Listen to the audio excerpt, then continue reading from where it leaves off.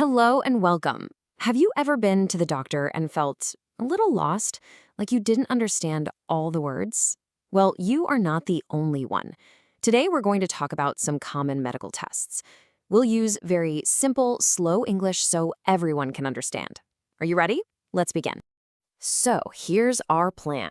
Think of it like a visit to the doctor's office. First, we're going to learn about the eye exam. Then, we'll talk about blood pressure. After that, we'll see how blood is taken for a test. And last, we are going to learn how to read the results from the lab. Okay, first stop is the eye exam. The doctor looks into your eyes, right? Well, what they see can tell them a lot about your health. They use a special tool, and this test has a very long name, ophthalmoscopy. Here you can see the doctor using that special tool. It's called an ophthalmoscope. It has a small light that helps the doctor look all the way to the back of your eye. They can see the important parts, like tiny blood vessels. It helps them check if everything is healthy. And don't worry, it doesn't hurt at all. So, what is an ophthalmoscopy? It's just a simple test to look at or examine the inside of your eye. The word is big, I know, but the test is very small and easy. It just gives the doctor a good look inside. So, what happens during the test? It's really simple. First, the doctor will make the room a little dark. This helps them see better. Next, they might put some special drops in your eye. These drops make the black circle in your eye, the pupil, a little bigger. And finally, you just have to look at one spot and try to keep your eyes very still. That's it. All right, we're done with the eye exam. Now let's move on to something I bet you've had done before, checking your blood pressure. A nurse or doctor wraps something around your arm and pumps it up. But what do those numbers mean? Let's find out. These are the two tools they use. You probably know the stethoscope. That's for listening to your heart and your body. The other thing, the cuff that goes on your arm, has a very, very long name, a sphygmomanometer. It's hard to say, so we can just call it a blood pressure cuff. Much easier, right? So, how does it work? First, the cuff is wrapped around your upper arm. Then, the doctor puts the stethoscope on the inside of your elbow to listen to the blood moving. They pump the cuff so it gets tight for just a moment. Then, they slowly let the air out and listen very carefully for two sounds. It's a very simple test that tells us a lot about your heart. Okay, so what are those two numbers? The first number, the bigger one, is called the systolic pressure. This is the pressure when your heart is working hard, when it's pushing blood out to your body. The second number, the smaller one, is the diastolic pressure.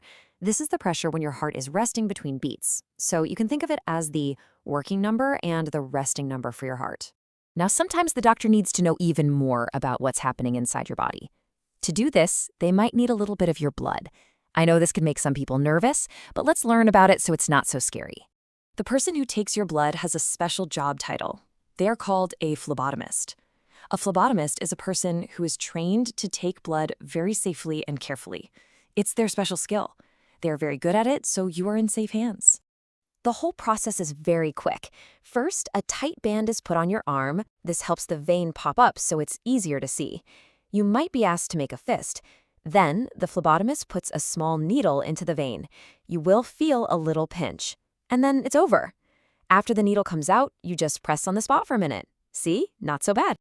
Okay, so after your blood is taken, it goes to a laboratory. Then, you get a paper with the results. This paper can look very confusing, almost like a secret code. But don't you worry. We are going to learn how to break the code. This is what a lab report might look like. Wow, there are a lot of words and numbers. It can feel like too much information. But it's actually not that hard once you know where to look. Let's look at the important parts together.